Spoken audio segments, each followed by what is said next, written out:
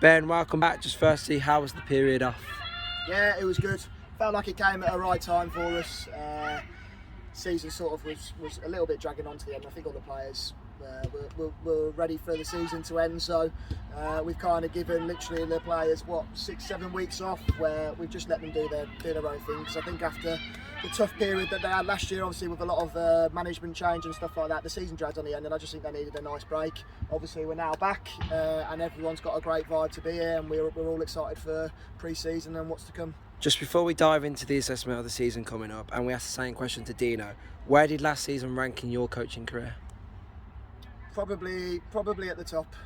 I've only had a short one, so there's not many to compare. I'm only 24 years old, so I haven't got many to compare. But in terms of how happy I was come to the end of the season, and sort of the vibe that I saw from the players as well, on terms of when we first came in, and obviously the first few games after them first 3 or 4 losses against some team, and the vibe then to how we finished was a massive difference. And to get to the points and the position we got to when we took over, I think it was a credit to everybody here, and was definitely the highest achievement I've had in terms of my coaching career. We've never really asked this question, but what inspired you to take on that role of coming in and trying to save this team? I was at the development team before that, and you know, I'm a young coach, aspiring coach to reach as high a level as I possibly could. So it was an opportunity I couldn't pass up on.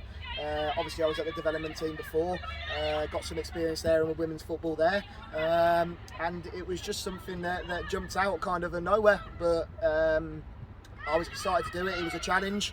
I wanted to test myself, and the competitiveness was probably the main thing. You know, I'm a person that loves winning, so when you've got, obviously the development's key, but when you've got that competitive side of it as well, nothing can beat that. Obviously it's difficult winning and the losing part as well, but it's something that you've got to take from both sides. But yeah. Okay, just moving on to this season. We finished the season quite strongly at the back end of last season. So how do you take that form and apply it to the start of next season, so we don't go into sort of a relegation battle again? Well, you can look at the, like I said, the excitement of all the girls coming in from Thursday and today, and we're looking to take the positives that we had from last season, and everybody, I think that's what everybody's come in today, with an excitement of, we've got a month or 6 weeks of pre-season to utilise that the best we can.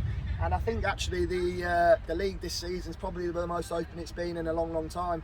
I don't really know until probably maybe a couple months into the season who's really going to be the title contenders.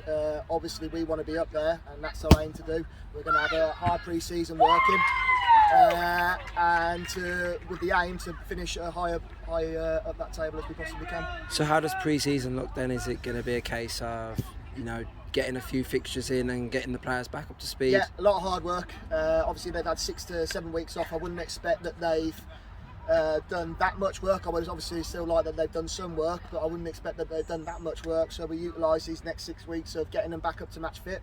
I don't think there's anything better than getting game time and getting sort of match fit. So we're going to utilise that, and we're going to obviously have, I think we've got four friendlies lined up, which should take us then all the way from the first one, take us all the way up to the first game, which is obviously around mid-August. But we also wanted, obviously we've got the trials as well, but we also wanted a couple of weeks of training, because like I said, they've had 6 weeks off. We don't want to go straight into a game and either we get injuries or we don't get the outcomes that we're looking for. So we're going to have a couple of weeks getting them back up fitness, and then we'll look to use them friendlies, and obviously with new faces coming in that we're looking to bring in as well, obviously to bring them in as well for the pre-season friendlies. And just finally, we want to be competing near the top end next season, so how do we go about doing that? Is it a case of how do you maintain those standards? Nothing changes from what we've done from when we came in to now. We were successful. I think anyone that looked at us from when we took over to the end of the season, I think nearly everybody could say that we were successful from when we came in. So why would we want to change something that was good or successful? So we're going to go in with the same strategic, same game plan that we came in from December and stuck all the way out to the end of the season. We're going to take that into pre-season and next season. I have no doubts with the group of girls, with the potential faces coming in, that we can challenge for that league. I mean, I'm going in to do it.